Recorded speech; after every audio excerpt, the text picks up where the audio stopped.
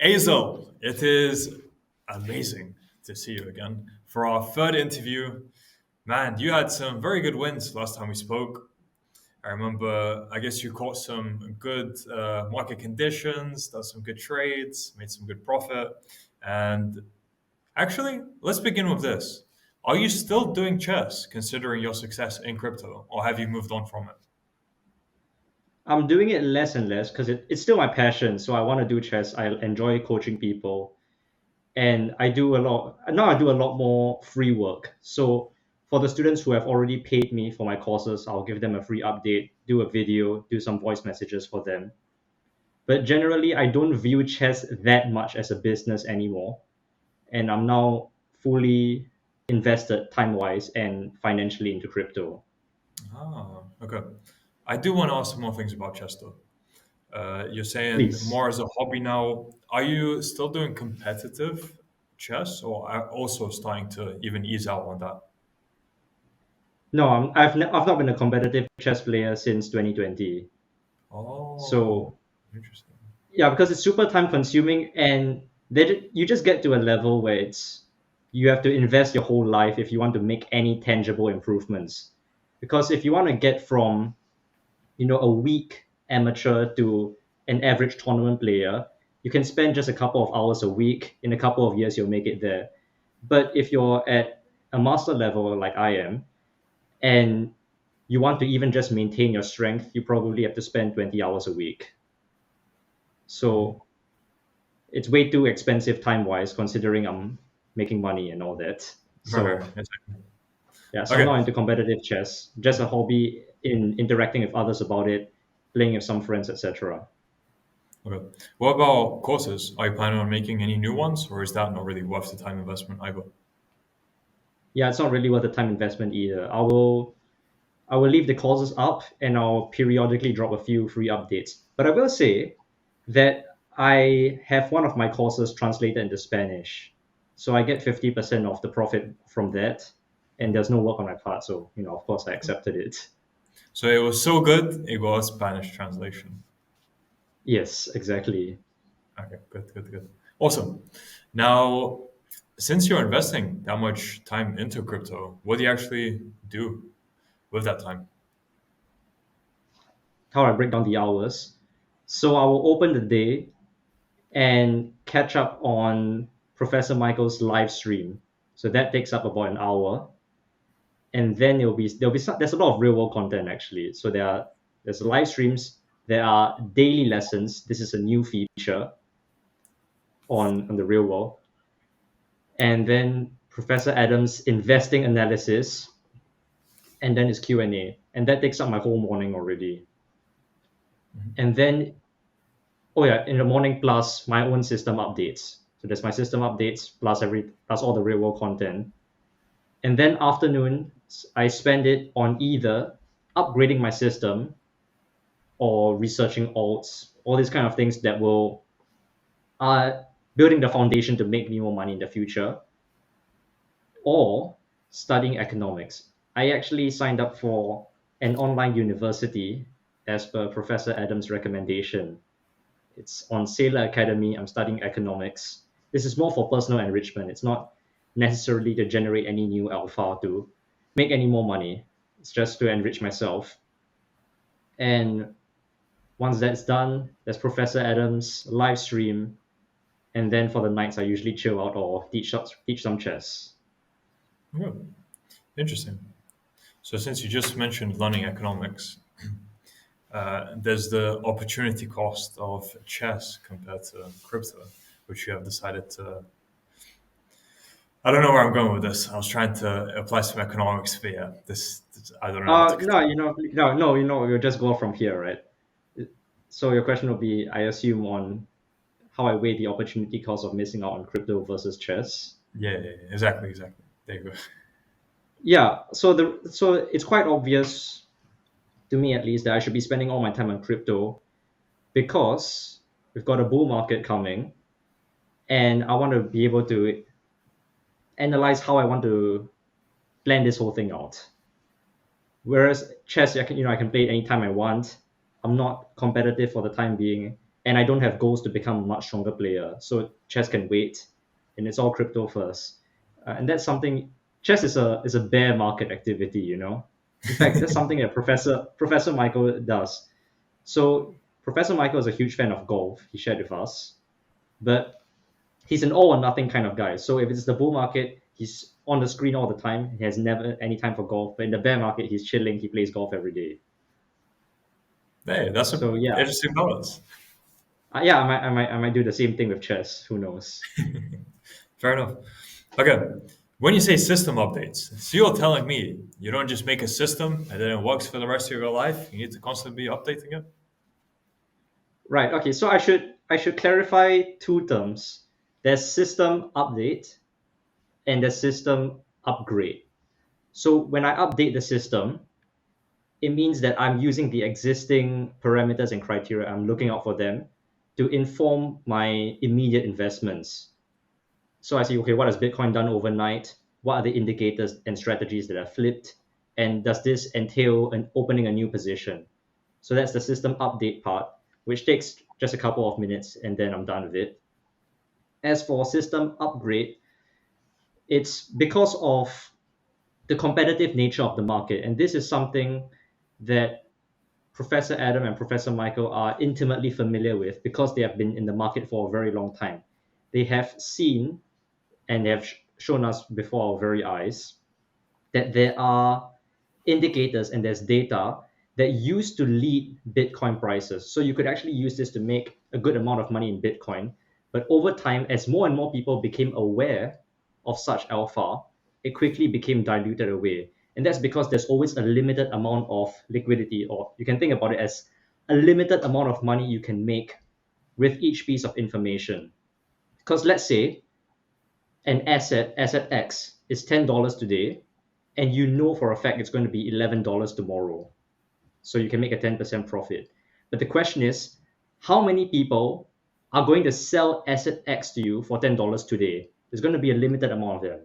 So if you only get, $1 million worth, and that's going to increase to $1.1 million, that means in the entire world, there's only 100K that has to be shared with everyone who has this knowledge. So the more people who have this knowledge, the more it gets diluted away.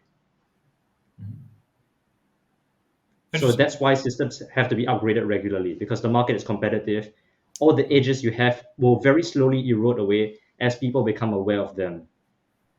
Wow. That's a And new it's also insight. just it's also just the market's becoming more noisy over time. Could you give an example of, let's say, in the past week or month, how you've been refining your system? In what way? How I've been refining my system. So far, because I've only been in the real world for a couple of months, I have not got a chance to experience an older system working significantly more poorly than a new system because any system upgrades that I'm making right now is more a reflection of my improvement as an investor rather than trying to stay ahead of the curve. So how this usually works is there are a few ways you can go about it. So one is you do it on a technical basis. So you find some technical indicators that you apply onto the Bitcoin price chart and you toy with the parameters accordingly. And then when it captures the moves that you like, you can incorporate that into your system. And the idea of the system is that it accumulates all these edges. So if, say, I have reason to believe this indicator is accurate in capturing the Bitcoin moves that I want, I'm going to put it into the system and maybe I have 10 of these and I'll take the average score of them. So if 7 of them say it's bullish, 3 of them say it's bearish, then I can say overall it's bullish, I ought to invest. So that is on the technical side. And Professor Adam, every Thursday, we do a live stream on an indicator hunt. So he'll look for indicators, he'll get into his own thought process and explain how he would tweak with the parameters in order to get the desired results. So that is one way you can add new details to your system. That's the technical aspect of it. As for the looking for other types of data, macroeconomic data or some fundamental or on-chain, for that you have to scroll Twitter a lot and you have to know the right people to follow. And from there, you can see maybe they show some liquidity chart, and then it's up to you to detect how much does this correlate with Bitcoin price. And it's not going to be super obvious because there are different ways that a given chart of anything, of any form of data, could inform where Bitcoin's bias into the future. Because you could be looking at whether the data is swinging towards extremes and tends to mean revert. So maybe if it goes too high, it tends to go back down. If it goes too low, it tends to go higher. You can also be looking at the rate of change of it. So maybe when it starts to move towards an inflection, even just midway, that's when you might say, okay, every time it makes an inflection, that means it's bearish, that means it's bullish. So this is all the different type of data that you can input into the system. Interesting. Okay, thank you for sharing that. And what kind of insights do you actually get every morning from that routine that you do? What kind of insights? Which part specifically? Let's say listening to the AMAs or lectures, not sure what to call them, the calls that the professors do. Why keep up with them every morning? Why not just wait for bull market signals to begin and then like invest more time into it? Why are you actually learning from being there every morning? Well, first of all, you learn things that you don't know, like how certain markets are correlated and the way they think, and that how they catch themselves on biases. And in fact, no, not to take anything away from Professor Adam, but Professor Michael's thought process is super interesting to look at because he's a genius at thinking of multi-order consequences and thinking how other people react to how other people reacted to certain pieces of news. And so it's like, have you seen the meme where there's like the birds and then they're shitting on the other birds and so on? No, I don't think I have, but continue. Right. Okay. But okay. There's a meme like that, and it just shows a hierarchy of how information flows, or how much people are outsmarting other people, and Michael is definitely at the very top, shitting on everyone else. Because he really knows how to think. It's like a chess master thinking, calculating through moves, but in real life. And I know this may sound super abstract to you, so I can give you a couple of, I won't call them riddles, but let's just call them, yeah, I'll call them riddles. I'll give you a couple of scenarios that can show you how these things, or how you can get into the mindset of thinking through the lenses of other people. So have you heard of two-thirds of the average, the game? Don't think so, no. Right. So you will be seated in a pool with a pool of people, and everyone has to write a number down on a piece of paper that they're not going to show from 0 to 100. And then they're going to get all these pieces of paper together, average it out, and whoever guesses two-thirds of the average will be the winner. So what's your strategy there? Guess it's two-thirds of the average. Wait, meaning just Meaning, say you understand. you take the average of all the numbers from the pieces of paper. If it's 30, then the person who picked 20 will be the winner. First, it would be best to take the average of everything. So let's say 50. How many people did you say you have in the pool? It's not relevant, but let's say an infinite pool. But I mean, it doesn't really matter because Okay, so all averages of tend to. them, what would you say? The best estimate to first take would be 50 because it's the middle between 0 and 100. So Mhm. assuming everyone writes down whatever numbers, you could still kind of say over an infinite time period, they would all kind of balance out to about 50. But that's too Mhm. simple. I'm sure there's more to it there. So just two-thirds of 50 is what I would do. This conversation should be included. Yeah. I don't So know about this, I you. will include this part. Yeah. All right. Okay. Now we have to cut. You know what? We'll just leave it in. Right. Okay. So the reason it's not that simple is because everyone has the same objective as you. Aha, so they So would have you're thought like thinking the this. average is going to be 50, and therefore you should guess 33. But everyone else who follows that thought process would likewise guess 33. And that makes the average now 33. Ah, okay. I see. And so you want to go one step ahead of them, you will guess 22. But the people who follow your same thought process will guess 22 as well.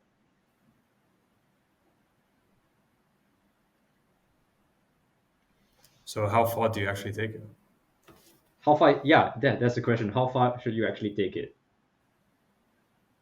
I mean, there isn't a right answer for this. There is a general answer that it trends towards, but yeah, it's more food for thought. That you want to think of how many levels other people are thinking through. So if you're with people who don't understand the rules at all, then you want to guess 33. If you want, if you're expecting that the crowd has a very superficial understanding of the rules and they're therefore going to guess 33, then you want to guess 22. If you think everybody else thinks that everybody else was thinking like you and will guess 22, then you want to guess 14, and so on. So if everyone is a genius and is aware that everyone else is a genius, then everyone will guess 0. Because then 0 is 2/3 of 0. Wow. But in real life, we tend to get a positive number. Because it's not 100% perfectly efficient, the market. There are inefficiencies within it, which would lead to Yeah. the results. Okay. Do And you want to take a Michael's guess? just good. Yeah. Pardon? You want to take a guess at what the correct number tends to be? Sure, 22. It's close. It's 21. I think it's 21. Yeah, but you're about there. It's 22, 21. So whenever the researchers got the people to do this, 2/3 of the average tend to be about 20 to 22. So yeah, that's pretty close. But you see the point here of game theory, that you're not only thinking about what other people would do, you think about what other people would think and what they are thinking of you and everybody else. And so this is a problem that goes infinitely deeply. And this applies very much to the markets. When are people expecting to take profits? When are people expecting to consider price low enough to start buying and all of that? And how people react to this, how people react to that. And so yeah, this is one of the voice messages, one of the calls that Professor Michael did with us on a daily lesson. And he actually did it with us. He actually got all of us to submit the form, a Google form, of what number we wanted to guess, and then he did the Excel, and yeah, sure enough, we were about 20 something.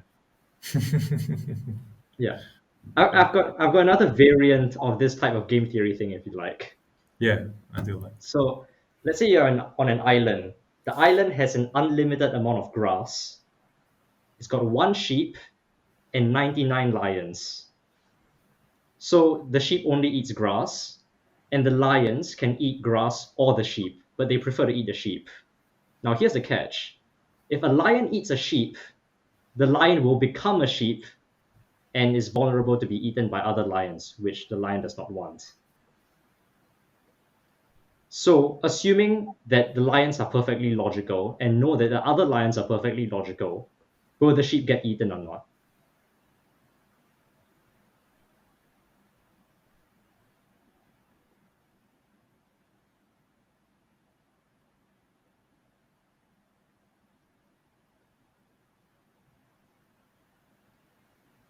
But you said assuming the lines are perfectly logical. Assuming they are Yes. perfectly logical, then no, but they're not perfectly logical. Right. Well, actually, if the lions were perfectly logical, the sheep would get eaten. And here's why. Let's imagine a scenario where there's 1 lion and 1 sheep. Does the sheep get eaten, assuming a Yes. perfectly logical scenario? Yes. What about 2 lions and 1 sheep?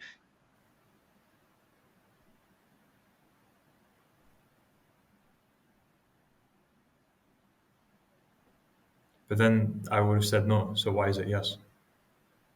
It will be no, right? Because the moment the lion eats the sheep, he knows that it will be a 1 lion, 1 sheep situation, and he will certainly get eaten. Oh, But what if there are 3 lions and 1 sheep? okay. So 1 lion eats the sheep, then there are 2 lions left. Okay, now I see. Ah, Right. So it's if there are an even number of lions, the sheep is safe. If there are an odd number of lions, then the sheep gets eaten. what the fuck? Okay, that was interesting. Yeah. Now the reason this sounds very crazy is because This whole uh, logical procedure is very delicately balanced, because if there are only three lions and you're the third lion that's going to eat a sheep, you just have to trust two people to be logical. But if there are 99 lions, you have to trust all 98 lions are perfectly sane and follow this exact thought process. So that's the thing that makes it feel very unintuitive, is that everyone is acting logically. Damn, that's a very interesting thought process. Yeah, I got Mm. it. I got it from a YouTube channel called Cool Riddles.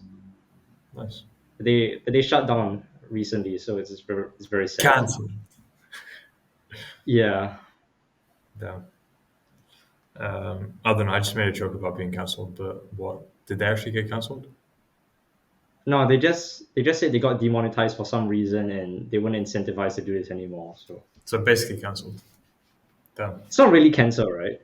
But But if yeah, you get demonetized, basically cancelled. they were demonetized, but they were allowed to continue uploading. But if yeah, there's no monetary incentive at that point, so you're basically cancelled because it's a Yeah, I different form of suppose, manipulation. Yeah. Okay, then wow, you got me wrapped up in riddles. Now I'm just not thinking about questions. I'm thinking about riddles. All right, that was interesting though. Thank you for sharing. And I guess we'll move on to how different is your average day now then compared to 3 months ago? Are there any changes at all? The main change is that I'm a lot more aggressive with my fitness than I was before. So you remember back then we talked about how I wanted to target Professor Adams 20 minutes in 5 km. Yep. Remember that Yep. conversation? Yeah, we had it. And at that same time, I had a hustler friend, he's a copywriter, and we made a bet. Said we will raise 5 km at the end of the year. And every second that the winner is faster, the winner gets $10. So if the faster guy runs 24 minutes, the slower guy runs 25 minutes. 60-second difference, that'll be $600. And for this reason, I've been running a lot more. Will you reveal the current times you're getting, or will that give No, your and he might be competition watching more this. I don't want insight? to allow him to know how to train and all that. Okay, okay, I see. Because you can Fair do enough. you can, if you want to target specific timings, you can train for that tempo and you do Uh-huh. some interval training. So So, let's say you want to what if you gave run. him some game theory examples to actually get into his head and Yeah, it's not really game theory. I mean, you just run as fast as you can, right? It doesn't really matter what the other guy does. But yeah, but I if you know somebody else's timing or you know a timing that you want to beat, you can train for that very specifically. Let's say, so in the case of Adam, if I know that my target is 20 minutes for 5 km and I can't do that right yet, I might try to do 4 minutes for 1 km and then I'll take a break and I'll try that again, for as many times as I can. Maybe I'll shorten the distances gradually, but either way, I'm getting comfortable with the pace. So that's something that might happen. So I'm not going to review my pace just yet. The year is over, the fourth interview, okay, okay, sounds good. and then you also So know the you're result basically of the saying bet.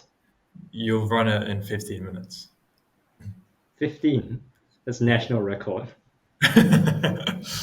I mean, why not? All right.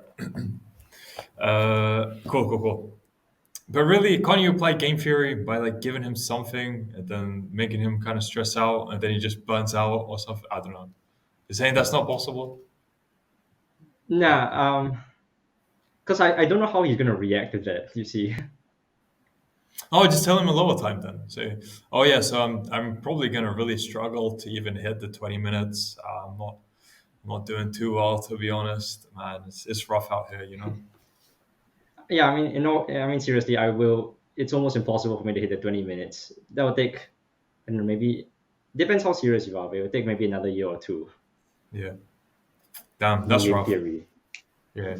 That wasn't game theory. That was just you being on. Yeah, Yeah. So in 3 months, for someone who's working on themselves every day, spending a good amount of time investing in either work or themselves, I'm sure there have been some improvements within yourself that you've seen or lessons that you've learned. Could you share any of those? yeah, for sure. So investing teaches a lot of life lessons, and I'll be happy to share. One of them is to judge your decisions by the criteria you use to arrive at them rather than the end result. I can give you a perfect example. So back in August, we were in the middle of a downtrend, and Professor Adam Signals called that. So he was telling everybody to stay in cash or have minimum exposure if you really want to have any exposure. And then came 29th August, where the asset manager, Grayscale, won a court case against the SEC. So it means that the ETFs are going to be a lot more probable, and that shot the Bitcoin price up 6%. And the whole chat was in a mess, and everybody was complaining, "Hey, why are you leaving us in cash?" And Bitcoin's going up 6%. And what I think these newer students didn't understand is that Professor Adams' idea was still correct, because his intention is to capture medium to long-term trends, and we were in an overall downtrend. And for this reason, he was not out to try to capture news. That's some other people's job. Some other people, they have these bots that scan through the news and look for certain keywords and Elon Musk tweets and all that. And then when the trigger word is set, then they make the purchase and dump on the people who read the tweets later. But that's not Adam's job. And so yeah, there was no need to worry about that. And sure enough, the market mean reverted, dropped back down 6%. Just 2 days later, we were back to our original prices, and it was business as usual. And I can imagine that some people are still uncomfortable missing out on such a move. And another thing to appreciate, this is all for life lessons, is a little bit more specific to investing. But one thing you want to appreciate is that whenever you develop an edge, any other sort of price movement that is outside your edge should be avoided. And markets can be confusing. So I'll give you a simple example, like a casino. Let's say I'm going to flip a coin, and it could land on heads or it could land on tails. It's 50-50, and you could make either one of these bets. So say you could bet on heads, and if it landed on heads, you get $30. If it landed on tails, you lose $10. So that's a profitable gamble, right? And say the alternative is to bet on tails, in which case you stand to win $10, but if it lands on heads, you lose $30. If this happens, you would always bet on heads, right? You'd assume so. You'd assume so. You'd always bet on heads. And if one of your friends comes over and says, "Hey, I think the next one's going to be tails," and you still bet on heads, and even if it lands on tails, you still know that you made the right decision because you know that your system has a consistent edge over the long run.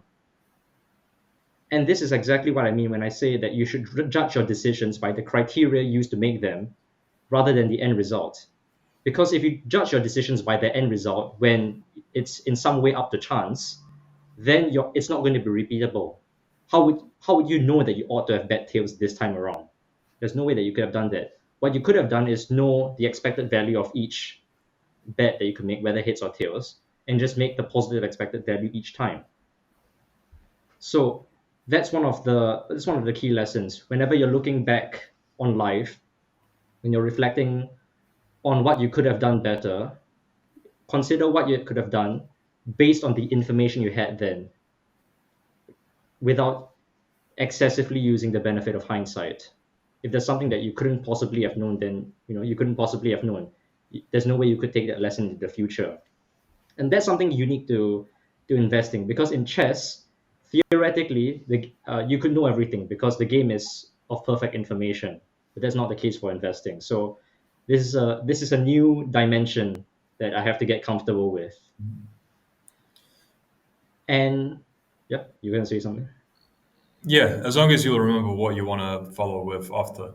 I wanted to add to your previous point. Gambler's fallacy is very interesting because let's say you have 60-40 and the 60% has won 5 times in a row, let's say. People start expecting the 40% to, let's say, hit soon, and then they'll start betting on that. And yeah, that's just human psychology. It's interesting, huh? Instead of just taking the sure 60% every single time, at some point they'll switch because there's no way it'll continue to be that because of how many consecutive times it was that. It'll have to be the other thing some point soon. So yeah. Yeah, exactly. And sometimes, and more nastily in the investing markets, it can work the other way around as well. Because if you kept betting on the 60 and 40 kept showing up and you were bleeding money, then it's very tempting for you to flip over and break your system rules, which obviously you should not do because your system has a proven edge. Exactly. So that's Human. and yeah, and you know what? This ties back to another thing, right? If anybody is watching this and wants to invest in crypto and it's not in the real world for some reason or you don't want to join, I want you to take away one particular lesson. And that is how the bull market and bear market tends to beat lessons out of you and teach you new lessons each time. So when you are in a bull market, the market is constantly telling you to hold on to your crypto and never take profits. And then when the bear market comes, the bounces are very rare. So all the lessons you learn in the bull market, you keep thinking, I should keep holding, I should keep holding. But in the bear market, you have to take profits quickly. And yet they don't. And after they get beaten up so much, if they keep holding and the price keeps going down and down, and then finally they say, okay, the market has taught me a good lesson. I'm finally going to start taking profits. And that's when we return back to the bull market. Price goes up a bit. Okay, it's time to take profits, and price just shoots up. So it's very important to remember the lessons you've learned from all types of market regimes and ensure that they are lasting and have some impact on your memory and it sticks with you. So from a purely logical perspective, from a perfect trader, what would they be doing again during a bull market and during a bear market? What would be the overarching plays they'd make? Well, smart money in a bull market will hold and they know when the top is, or at least have a good sense of where the top is because of various metrics they use and start to distribute then. And in the bear market, well, for the downtrend, it's very easy. You just short the whole way down. And for that in between phase where it's super choppy, that's when it's a player versus player market. You have to take profits quickly because trends often don't last. Yeah. Interesting. All right. I believe that is everything then. Monetarily, currently we're in a choppy market, right? So there's probably not much to update on because it's just not good market conditions to trade. Yeah, so we have been in the summer months. Most people are chilling. There's not much volatility in the market. So yeah, Professor Michael warned us about this. He said, for these couple of months, don't take trades. And I'm perfectly happy to because all of us who have listened to the professors have made good profits, 50, 100, 150% in the first half of the year. And a lot about crypto is just being able to hold on to those profits and not let it slip when things get difficult. So having my portfolio flat for a couple of months is not a problem to me. Smart. Okay. And yeah, can talk more about monetary next time if market conditions improve. And yeah, thank you for the catch up, Basil. It was great to speak to you again, as always. And to wrap up, actually, let's do a question I asked you before. Let's see if you have the same answer or a different answer. For people who are unsure about joining the real world, because what if it is a scam? You're getting scammed. All the professors, I don't know at this point what they can say about them. But yeah, for $50, they're trying to scam you. What advice would you have to them? The same thing I said for the first interview, and that is scams of this nature will take more of your money upfront, and it will not be on a monthly recurring basis. So this is a very poor criminal structure. If they are trying to scam you out of your money and just take $50 out of you. If I wanted to turn the real world into the scam, I would charge $800 upfront and then a $5 retainer, something like that. And by the time I get your 800, it's too late. So the fact that they are ready for you to leave, for you to have a look around for just $50 is insane. You just have a look. The fact that so many people spend their whole lives in the real world and they're making so much money shows that it's really of value. So yeah, $50. What are you gonna do? Exactly. All right. Thank you, Hazel. Look forward to the next one and all the best. Thank you, Ruckus.